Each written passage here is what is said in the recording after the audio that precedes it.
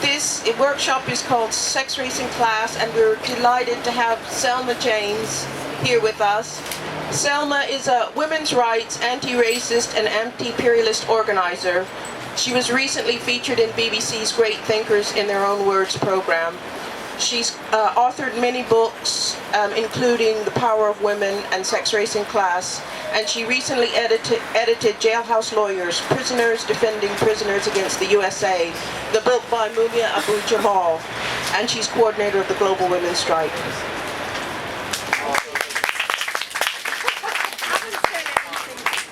I haven't said anything that deserves that yet. People think I wrote something called Sex, Race and Class. Okay. I wrote a pamphlet called Sex, Race and Class a lot of years ago. And people had, in 1973 in fact, and people are still reading it, and that's appalling, because by now it should be much outdated. And unfortunately it's not.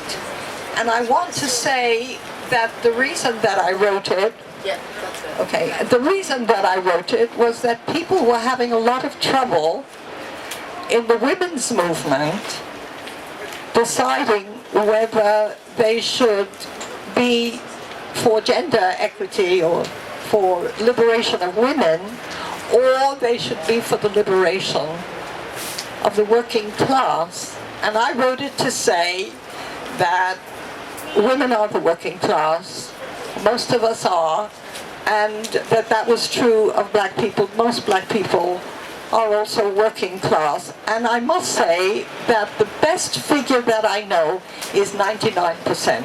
Yeah. It's the most anti-racist, potentially anti-racist statistic that we know, because it says most of us, almost all of us, belong together.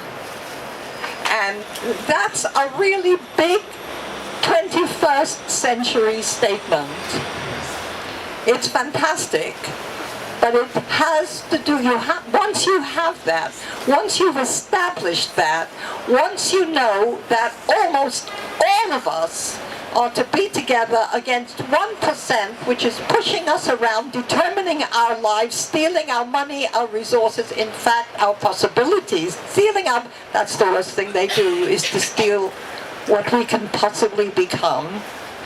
Once we know that, we then have to find out who are the 99% and how do we stay together, even how do we come together once we have established this great anti-racist, anti-sexist, anti-disability racism, anti-ageism, anti-every kind of discrimination of the enormous hierarchy which describes the society we live in. Once we have done that, we then have to find out what it means. Now, I have to say that I made a big experience as part of the massive anti-apartheid movement which overthrew apartheid in South Africa.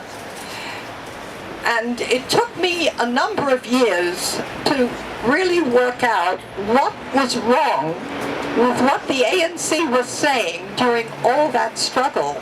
First of all, I didn't want to be critical of the ANC, so I kind of turned a blind eye that I didn't agree with the basic thing. But ultimately, I had to face it. They said they wanted a non-racist society, and they were making a non-racist struggle.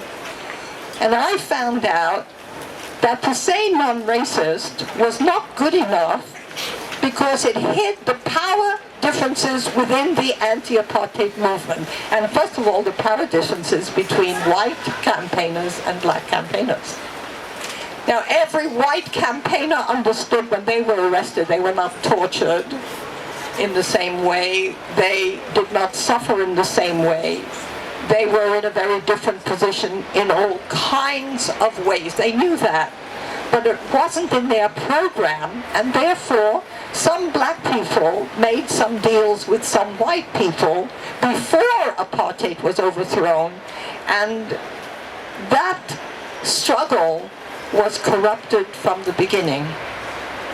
That's another subject, but you have to be very careful about what you're saying when you're in a struggle, because what you're saying when you're in a struggle determines what the outcome is that you are fighting for and what you ultimately will or will not achieve. The second example, that is an example from history. But let us go to the occupation that is here. I want to give you two examples. One of them, first of all, the occupation speaks always about democracy. And I think that people don't understand how much it takes to be democratic. They think that everybody has a vote, it's democratic. Is the last election democratic when there was nobody to vote for? But more than that, even when we are by ourselves, we have really to understand that we are different sectors, that we bring different experiences, and that we always are treated differently because of our sector. Now, when I came here today, two sisters spoke with me and they said they had wanted to hear me speak before, but every time I speak, it's when they have to go to pick up the children. And today I had to say something quick because they have to go to pick up the children in about 10 minutes. And I didn't know what to say except to say, I said then, well, you have to tell them and have the speaker speak earlier if it's about a subject that you are burningly interested in. And they said nobody listens. More or less you said that. So there's no democracy here. At least there's some, but then again there isn't. Okay, that's really crucial. And I have to tell you that one of the ways in which the Global Women's Strike has dealt with this is that everybody speaks. I don't mean in every discussion, but we make people get up to a public platform and speak about what they know. Now, what do they know? Their own lives. You're all experts on your own lives. You know what happened to you. You know what hurt. And you know when you made a struggle and you won. And we get people to speak about that. And little by little, they get to be able to speak on anything. That's what I call, well, I don't call it democracy, but it's certainly more democratic than a lot of things that I've seen because everybody can participate fully. That's very different from people having a professional standard that you have to meet. I never met it. I never tried to meet it. I don't like it. As a matter of fact, I feel it's the enemy. And we have to really learn what the enemy looks like when it is acceptable and perfectly legal. That's one of the jobs that this occupation has to accomplish, not in one day, but in ongoing ways. So I know that the women are working hard in the occupation. I didn't even have to come here for that. Women always work hard. Women do 2/3 of the world's work. And whatever movement you find, it's the women who are doing the political housework, whether it's the cooking or feeding or making peace or trying to see that the thing is set up in such a way that the event will go smoothly. Women do that work. And some women get to the platform, but they don't necessarily represent the women who haven't got to the platform when they get there. They don't necessarily speak as women. And this was the question that was so completely mystified when Sex, Race and Class was written. Because on the one hand, you were for women, and you were for black people, and you were for people with disabilities, and you were for pensioners, and you were for all of these. But there was a competition between sectors rather than seeing how each sector contributed to a whole picture of racism, sexism, discrimination, in fact, class, oppression, and exploitation. that's what the leap was not, that we couldn't make that leap in the 60s and 70s. It was very hard for people to see women and see race or class or both at the same time, or to see race and see class and gender and children and pensioners at the same time. There was a way in which you had to choose your sector and you can't be anything else. So if you're a woman, that's who you are. Don't mind you're black. If you're black, you have to go with the men. Was that true? It's true. It was outrageous. We were trying to define ourselves. We were really making a great mass effort, but we couldn't work out that there is a complicated hierarchy in the society that dominates our lives, that frames our relationships, that also even dominates our thought and whether we're moving up or moving down. And the people at the bottom know that best. Okay, and sometimes, most of the time, women are at the bottom and understand that hierarchy and can help everyone to understand it if they would only give us a chance to open our mouths and tell the story our own way. Now, I'm not complaining about the fact that the occupations are largely white. This one is, but a lot of them are. And I have to tell you, my friend Mumia Abu Jamal said, he was until recently on death row in the United States, and a great campaign has been waging. The 9th of December will be the 30th anniversary from the day he was arrested. And most of those years have been on death row. He was completely framed in a racist trial, saying he killed a policeman. He did no such thing. And he just got off death row, although he's still there, but he has a right, he's not going to be executed, we expect, etc. And another man, Maroon, another Black Panther who is inside. You know, the prisons in the United States are concentration camps, really. And those of our generation know what a concentration camp is, because we remember them from Hitler, and the United States has concentration camps like that. Okay, they're not different, and if anybody wants chapter and verse, I'll give it at another point. And they are tremendously excited by the occupations, especially those in the United States. And he told my friend who visited him for me recently, he said, you know, some people come to me and say, but Mumia, man, those people are all white.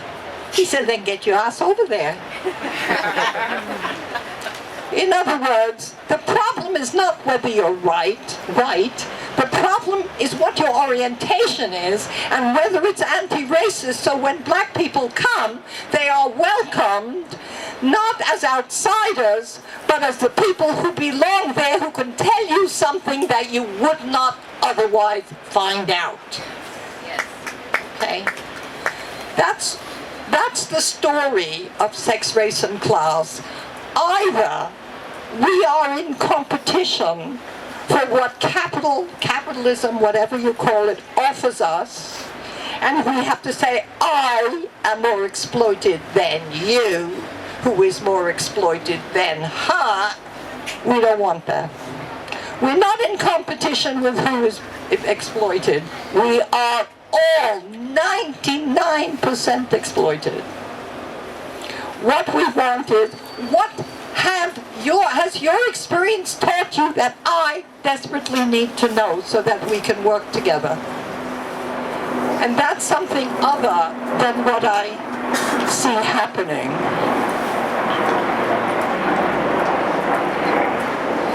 Yes, I hope that we will have time for discussion, so I'll say one other thing. The people who have not spoken as a sector, mostly, have been waged workers. The unwaged are us. You know, we have fought against the cuts. You know, we have been seen to be fighting against them. And sometimes those of us who go out to work and get money don't know that they have anything in common, whether they need those of us who are unwaged. Say, well, I have a union, I'm very powerful sometimes, and I don't need you because you can't offer me anything. Well, the occupation is the answer to that.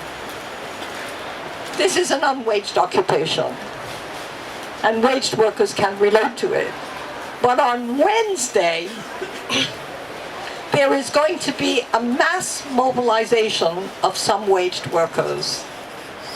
And whenever another sector comes in like that, there is a big shake-up in the whole society. Everybody, including Radio 4, readjusts its sights. They discover there are other people in the world that they haven't considered.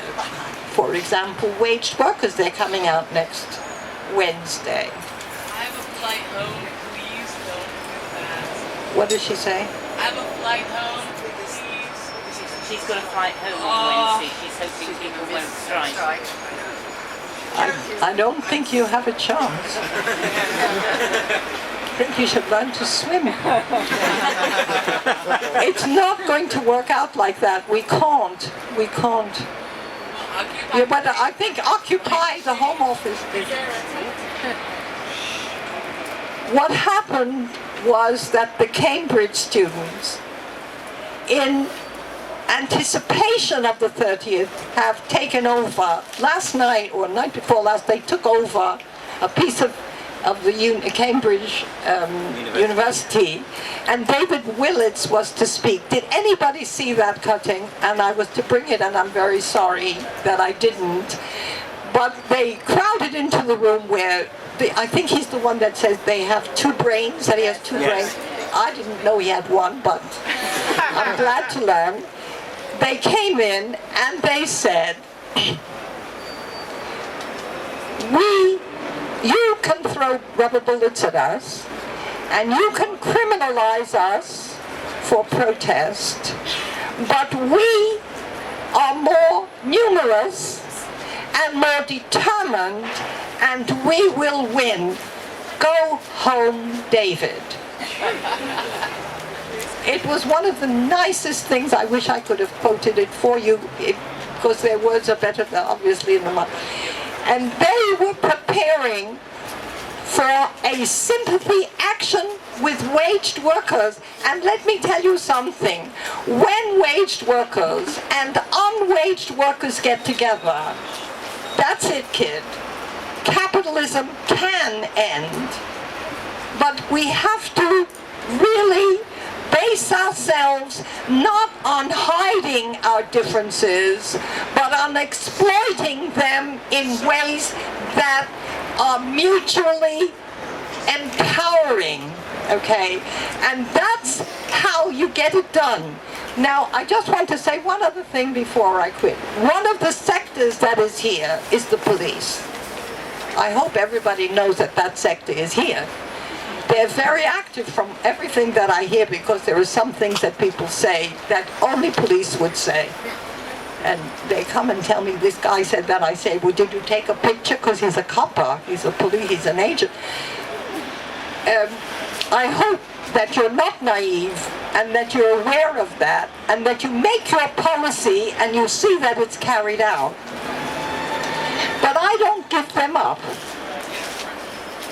The police can also join, but not if they're spying on us. We draw the line there, and we say that the sectors in the police too must be shown.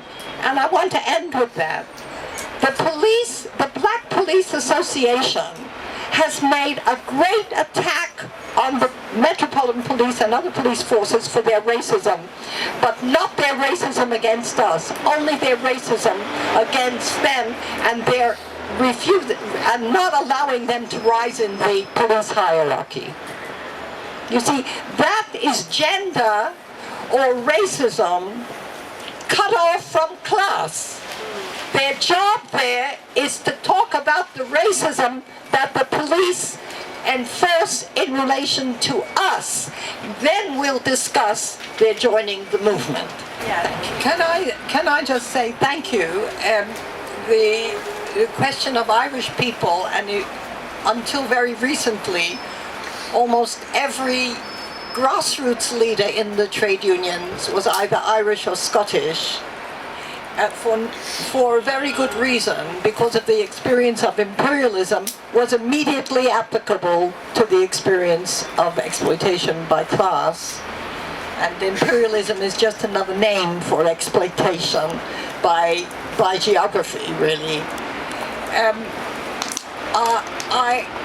I think, however, that you hit on something which gives me a chance to clarify something, which is a lot of women got into Parliament with New Labour.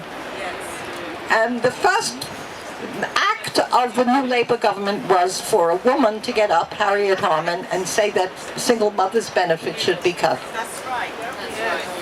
Please bear this in mind. It isn't good enough. It isn't good enough to get the sectors who have been exploited represented in the hierarchy. They join the hierarchy, so there's no sexism or racism in the 1%. But the 99% are as exploited and divided as ever. No. Really, no. This is what we must address. I mean, the question is accountability. How do you make your representative accountable? And there's only one way, and that is to build on autonomous movements that will say, this way, sister, or you're out. You know, it is really a crucial question, and it's really where class is absolutely decisive. Is she with us, or is she with the 1%? I don't care what gender she is. I don't care what her sexual choice is. I don't care what her race is. I don't care what her age is. Is she on our side? And if she's not, I don't want her there. I'd rather have a man. And even if he's doesn't know the right language on gender, at least he's on my side and I can educate him. I can train him. Because he wants to beat the same people that I want to beat. And that's what's crucial. That's what has been so mystifying between gender and race and disability racism and pensionism and all, ageism and all the rest. That unless you begin with class and with the sector, you don't say, I'll get to the sector. Class and sector and class are one. They could not rule us except they divide us, and they divide us by sex, race, and age. All the discriminations that we know about. That's as wide as the hierarchy that governs us. And you push me around, and I push her around, and she pushes the kids around, and they bully the others, etc. That's how the society works. That's what you can't ignore, and that's what you must assume has to be constantly addressed, because our habits are abominable. Our habits are abominable. Do not think that you decide against racism and your racism vanishes. I think there are a lot of black people and people of color generally who can criticize you on that. And the same thing is true on gender.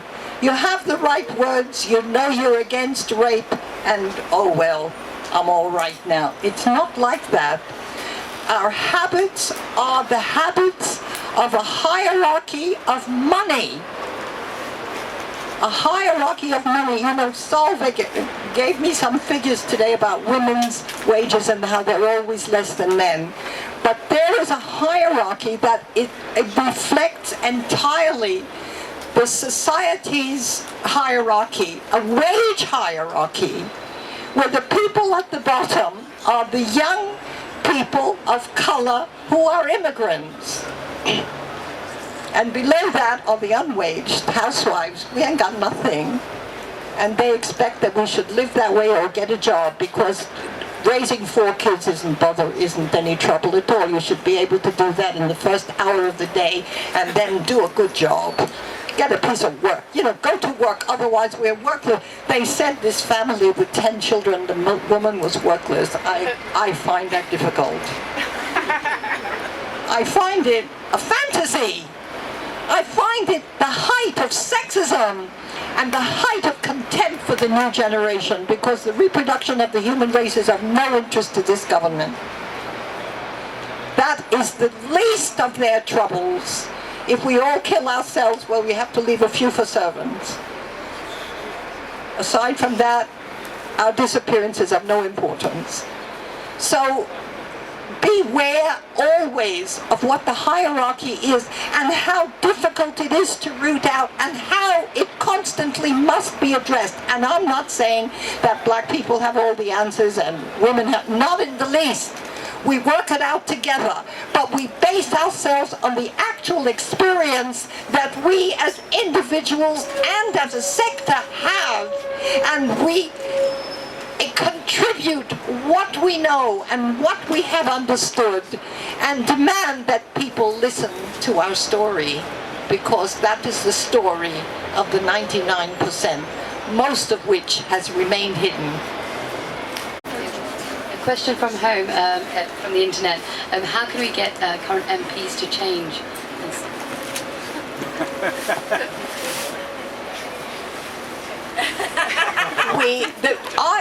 I was, for my sins, the first organizing secretary of the Campaign Against Racial Discrimination in 1965. I realized many people were not born then. And I discovered that the only way to make MPs accountable is to turn your backs on them. They absolutely freak out. They exist to be seen, to be worshipped, to be begged for this or that. But if you do it yourself in terms of the movement, and you don't ask them anything because you say you are hopeless, you are reactionary, you're a thief, we have nothing to do with you, they'll come and ask you how they can help. Honestly, it's really true, it does work like that. Part of the trouble with women in the unions is they don't necessarily want to connect with the people who are doing the work at home that's unpaid, the childcare that's unpaid. They don't necessarily consider it work, and they prioritize the people who have jobs that are paid over the people outside. And I think Occupy London can do something about that, because we are primarily here people who are unpaid. There are some people who are here who go out to a job every day, which is fantastic, and they're very much part of the occupation. But a lot of the people here do not go out to a wage job, but we work very hard, including we work very hard here. And a lot of people work very hard looking after children here, which is really hard work. And I think that on the 30th of November, one of the things that Occupy can contribute, and we haven't actually said very much, as far as I know, in our meetings here, we've said we support the 30th of November, but we haven't actually said how we're going to support it. And one of the things that maybe we should do is to say that we here are a strike. We are also on strike. We're on strike from unwaged, lack of recognition, and lack of the resources that we need to do our unwaged work, the work of caring for each other and caring for the planet and caring for people. All of that is in line with the 10 points that we made as our opening statement and our opening statement support for the 30th of January. But we must spread, help to redefine the 30th of January. A lot of people, not only here, a lot of people want it to be about more than it is. A lot of people are frustrated that it's supposed to be just about pensions. Pensions, of course, are very important, but as Selma said years ago, women never retire, we just tire. You just get worn out, and we need to be able to bring that perspective into the 30th of November and think about what public statement Occupy makes, whether it's through our banners, through Occupied Times, through press statements and so on, that can connect the unwaged caring work of childcare and other unwaged work with the 30th. Listen, I do want, thank you, Ruth. I agree with everything you say, but I think that you were much more specific in what you were raising. And that's the question in relation to individual men and their responsibility, and in relation to the occupation and children. And I am firmly convinced that women should get money for childcare. Yes. I don't mean to pay somebody for childcare, for doing the childcare. That we are entitled to wages for the work of reproducing the human race, which is rather an important job when you think about it. And I think that when we demand that en masse, it will transform what men will think about childcare. All of a sudden they'll discover that it's a job that society values. There is no sign in this society that that job is valued. Women are devalued by doing the work of reproducing the human race. I think Ruth was making a similar point. And to the degree that we get money for that work, to that degree, that work is valued and will all of a sudden be much more attractive. I find it very attractive anyway. Yes, she says she finds it very attractive, and I believe a lot of women who are out to work would rather not be. They would rather be doing the work of reproduction rather than putting their children in garages where you put children so you get on with the real business of life, which is working for employers. You know, but I do believe that the reason that those of us who do find it attractive is that it's a civilizing influences, civilizing work. We make relationships with children, with another generation, which men are deeply deprived of. And when I talked about habits, men don't even know how deprived they are and how uncivilized, I mean no offense, how uncivilized they are by not having people who are emotionally and physically dependent on them. That's an important part of the civilization of my dogs, for Christ's sake, let alone the human race. We are discriminated against by capitalism to believe that only the work that we get wages for matters. And we women suffer most from that definition. You know, it means that those of us who do caring work are worthless. They call it workless, and they mean worthless. That's why they use that word. They used it this morning on the radio. When they say workless, they mean worthless.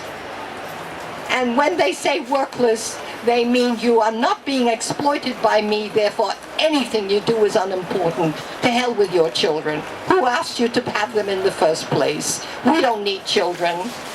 Well, of course they do. Because if we didn't make their children, they wouldn't have any workforce. So we have to look at that like that, and we have to see it. We have to see asking for participation rather than help, for participation in this work as not only a social obligation, but part of humanizing the human race. And I think that's where we start, and bring that into political movements and say that's where we start. A society of carers, that's the society we want, and we'll work only as much as we need for the caring. And that would cut the workday for about, out of 8 hours, we would cut out 7. Which would be a distinct improvement. We would have time to spend with our children. A lot of women do not pursue men because they know men work so damn hard and they're exhausted and fed up when they get home, and they don't want to leave their children in their care. They're scared. They are. I went to Oakland last week. I was in Oakland, which was really great. We, everyone probably knows that Oakland was evicted very violently a few weeks ago, and then they took back their camp. and they got evicted again about 2 weeks ago, and we went on a march where we were taking back the square, which was great. It was a very mixed march, about 2,000 people from all backgrounds and all ages, and you felt like that was the neighborhood, that was the community taking back the square. But there was something else happening at the same time. They were having, a couple of days later, they were having a general assembly where they were trying to decide where they were going to occupy next. And at the same time, as this general assembly, a whole coalition of NGOs had a meeting where they were discussing actions to take in the name of Occupy Oakland, even though they had not informed the General Assembly that they were having this meeting. And this meeting was a coalition of black organizations. There was a lot of queer people there. About a third of the people in the room were people of color. But, you know, they were the professional sector. They all had their kind of trendy clothes and trendy glasses and all of that. And it was really like an industry. But they were doing it on the back of Occupy Oakland. So I just wanted to reiterate the point of the Oakland is great. You know, about the class, that, you know, we're not all on the same page. We don't all have the same agenda. It depends. Whether the police come depends on how many people are saying it. Because, you know, there are a lot of police who might decide that they agree with us if there are a lot of us. Not all, but a lot. I think that's absolutely what we should begin with.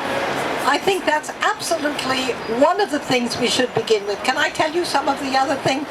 £500,000 is quite enough for anybody. You could manage on it, couldn't you? They only need 2 houses and 3 cars, and that should be enough. Okay. The second thing is that we have to cut the work week to 2 hours. 2 hours a day. We start with 2 hours a day.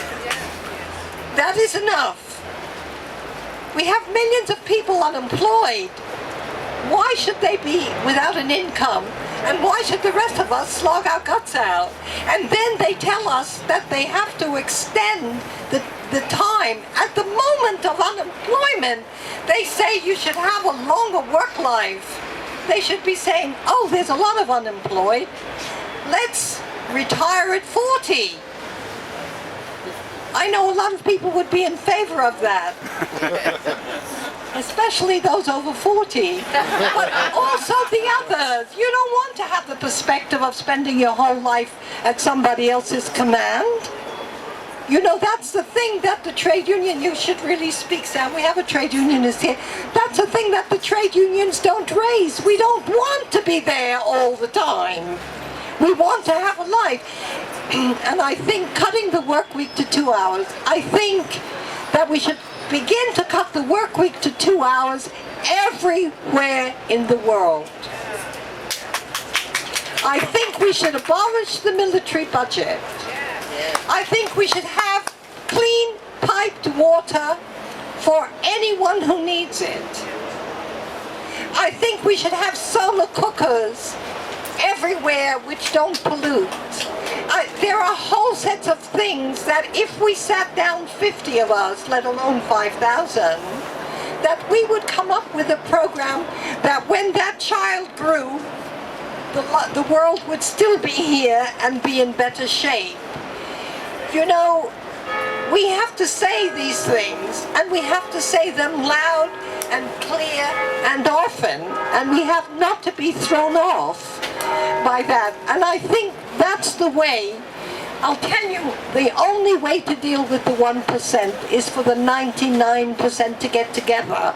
And this is the way to bring us together, is to say the things and demand the things and fight for the things that benefit all of us. And we have to find out what all of us want. But let me tell you, we all want a shorter work week. And we all want the end of the theft of our resources by the City of London and the Wall Street and all of those. And you know, we wouldn't fight so much among ourselves if we weren't spending most of our lives trying to make our money stretch. You know, a great deal of our lives go into figuring out, should we spend the 50p or shouldn't we? How dare they impose that on a human being who's capable of so much more? I think we have to have a much more elevated view of who we are, because that's part of dealing with the 1%. Can I just use this as an opportunity to say, the basic racism is the racism that most of the society is fit to work, but some of us shouldn't need to because we're better than that. How dare they? We won't have it. We have to refuse it, and we have to make it clear every single day the ways that we are affected by those myths, racist, that we are all right, that we're okay to work, but that David Cameron's children never will, and he don't do too much either. I just wanted to say one issue where the women's movement has been very divided on class, has been on the issue of sex work, of prostitution. And we as a sex workers organisation, the English Collective of Prostitutes, along with many, many other people, have had to fight government feminists who masquerade as the women's movement, in fact. So I wouldn't even say it was a split. Really, it's a class war between us and them. Where we have had to fight against legislation that has increased the criminalisation of sex workers, because they do not, which has resulted in massive criminalisation. So along with young people and homeless people and protesters, sex workers have been there's been a massive increase in criminalisation, and that has never been acknowledged or recognised by the women's movement, who have promoted this idea that prostitution is violence. And what is behind that is really their very elitist view that they know better than us what is good for us, and they know better than us what our experience is, so that they say to sex workers, you don't know the difference between consenting sex and rape, and that's the only basis on which they can say that prostitution equals violence. And they also do not acknowledge the situation that most women in this country and in the world are in, where your choices are often between prostitution and destitution, and that whatever your circumstances, sex work can sometimes be the job that means less work and more money, and that's what a lot of us are into. So I wanted to just say that that is one of the issues, and I think the occupation has really helped, because there's been a real lack of government feminists down here, actually, astonishingly. We don't miss them. We don't miss them. And it really goes hand in hand with this idea, this kind of devaluation of caring work and the kind of snobby, classist view of what our lives are like. And there is a Reclaim the Night march tomorrow, and frankly I find it a bit tragic that we're still at the point where we're having to reclaim the Night march, because the Reclaim the Night march has been this kind of feminist occasion to attack sex workers, and I really think we need to finish up with that stuff. I just wanted to make one point. It used to be a commonplace in the union movement, which is where I've spent the last 35 years of my life. It used to be a commonplace in the union movement that wages were determined outside the workplace.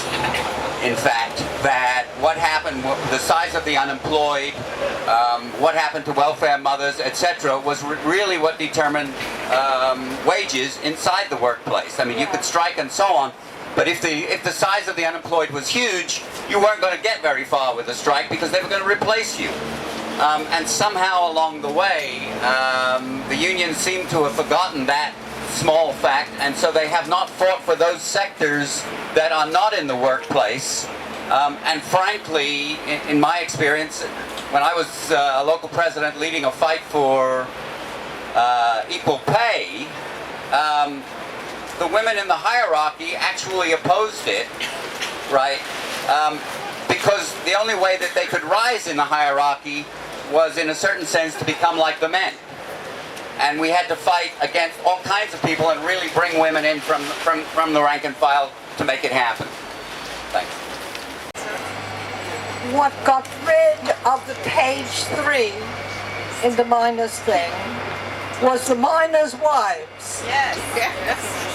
and they're attracting the support of women everywhere, and in fact of men who were so astonished at what the miners' wives were saying and doing, and that educated the men. Now, I wish we were at the beginning, because at this rather than at the end, because it is precisely that kind of choice that you're posing, that we have to deal with class, rather that we have to deal with class via sexism, via an attack on sexism. It's not other than class if the miners' wives come out, but it is definitely concentrating on the sexism of the miners and of the whole society. And I think that is really the problem that we come up against. You see, Sam said that the women in management were against the women workers getting a wage rise. But it was only the women workers organizing as women that was able to deal with management. And that's what you have to be able to be flexible about. You know, you have to see how when we, as exploited groups of people, as women, as black people, you know, when these black youngsters say, we have to finish up with stop and search, that's the class struggle. Yes. Don't be mystified by the fact that they're black, so what? That's how the state is attacking the working class, by trying to divide those of us who are white from those of us who are black, and those of us who are older from those of us who are younger. You know, you have to see class when it's mystified by the hierarchy among us. That's what's crucial. That's what's necessary. You know, you see me sitting here and you don't know that I'm a working class pensioner, white with third world connect. You know, I have a whole set of experience, working class experience that comes together in me. And so do you. And so does she. And you have to see that whole working class experience, even when it's black, or women, or men, or young, or pensioner, or disability, or sex worker. You know, you have to see that all of that is class. So then you stop thinking of class as that little thing that happens in trade unions, which is nothing compared to the enormity of the working class. You see, and that's what's attractive to those sectors, our sectors, women, black people, disability people, who have migrated to the other side, or who were always there. They get to think, well, I have a lot of privileges, and I really like my life, but I know that he doesn't think much of me, and I think I'm going to join with them. That's what you're trying to do. Can I just, you know, it is quite crucial that that we are always clear how broad is the experience, how broad is the connection that makes up the working class internationally, including those women who work unwaged, growing 80% of the food that's consumed in Africa. You know, the left never told us that was the working class. We had to find out for ourselves and tell them, but they don't believe it still.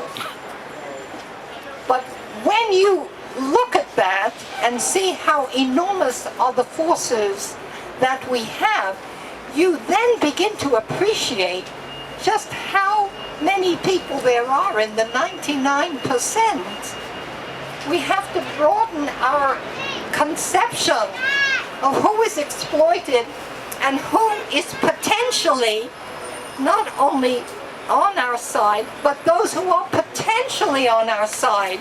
Come along, sister, there's power here. Drop that shit. You know, that's what we're always saying to them. We're nicer, we're more attractive, we're going somewhere, we're saving the world. Don't you want to save the world? With us you will, with them you won't. And that's how you use class, and that's how you use gender and race and all the other divisions to bring people to your side. You know, that's what we're aiming to do. But first, before you can do that, you have to get yourself together, and you have an occupation which is the hub of a struggle. This is a hub where the struggles can come together. But when they come, you have to recognize them and welcome them and ask them what their story is, because every story enhances your strength, enhances your information, your real knowledge, your understanding of what your possibilities are. Because the one thing that we have against the occupation is people saying, you don't stand for much. That's people who stand for nothing, say that. Or there aren't too many. That's people who don't have anybody. You know, we really have to appreciate what our possibilities are and appreciate what tremendous experience each of us has, which we bring to the melting pot, to the hub, to build on and to welcome all who are ready to come, and definitely to deal with the agents. You have to do that. Okay, thank you.